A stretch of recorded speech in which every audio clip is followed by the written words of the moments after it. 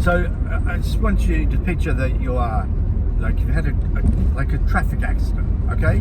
And you're standing on the side of the road, and you got this wrecked car there, and you're like all jittery and in shock. You know, you're okay, nobody's hurt, it's just the car's smashed, and you're just kind of like, and all you can think about is, how the hell did I get into this situation? You know, and you're just going back through the day, back through the planning of the journey, back through this and back through that, and then you go, damn it, that's right.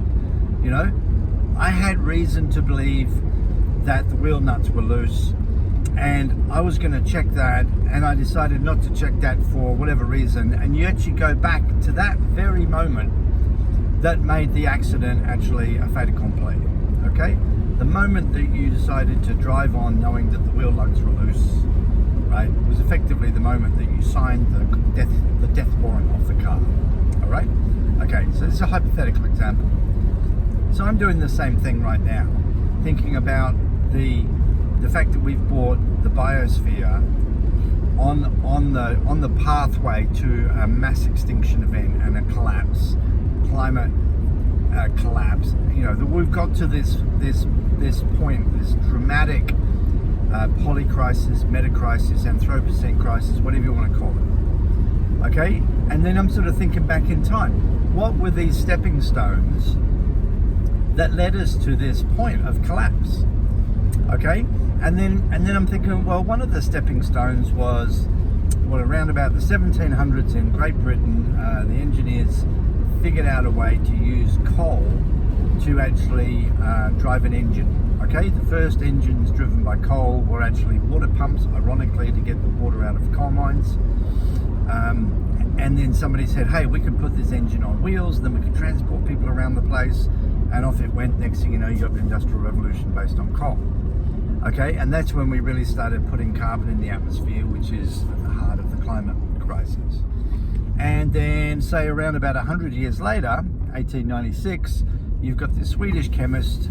You've got the Industrial Revolution well underway by this stage. They're burning millions and millions of tons of coal every year.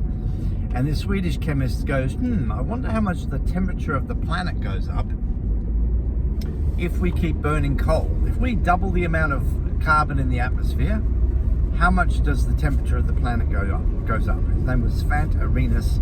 He didn't have a computer. He did it all with a pen and a pencil and a notepad, right? And he wrote it in a book called Worlds in the Making. Svante Arrhenius, I think it came out in 1905. Okay, and he says that if we keep burning coal, doubling the CO2 in the atmosphere, we will increase the average temperatures of the planet by about 4 degrees Celsius. Now, at the time, that wasn't a big concern for him. He was Swedish. It's pretty cold in Sweden, and 4 degrees sounded like a pretty good deal, actually. We now know, of course, that is tragic for life on Earth. Okay, so I'm thinking to myself, okay, well, there's an interesting waypoint. Let's follow that through. And so we continued to burn fossil fuels, and then we found oil. That was in the early 1900s. I started to burn that in profusion, in addition to burning coal. And then later on, we discovered gas, and we started burning that in addition to oil and coal.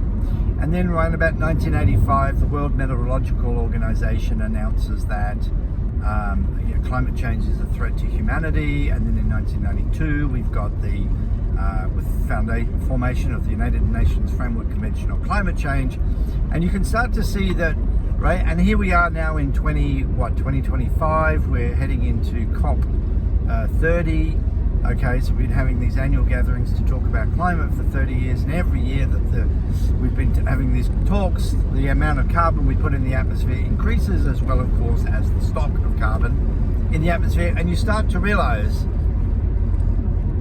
that it's not about burning fossil fuels. The problem, right, the problem that has led to this train wreck that we're going into predates the beginning of burning fossil fuels.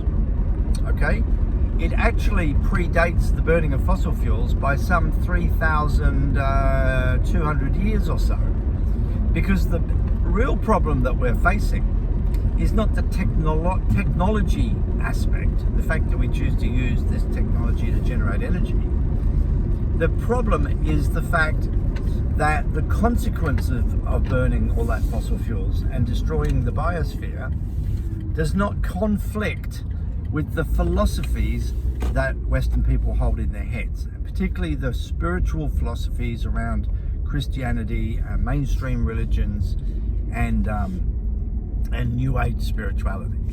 Okay, these ideas do not fundamentally conflict with the annihilation of life on Earth. And so you've got to go back to the origination of the ideas to realize where the problem came from. Okay, and where the problem came from was, if you're trying to look for not a singular source, but a source that has more responsibility than somewhere else, you'd have to go back to Plato.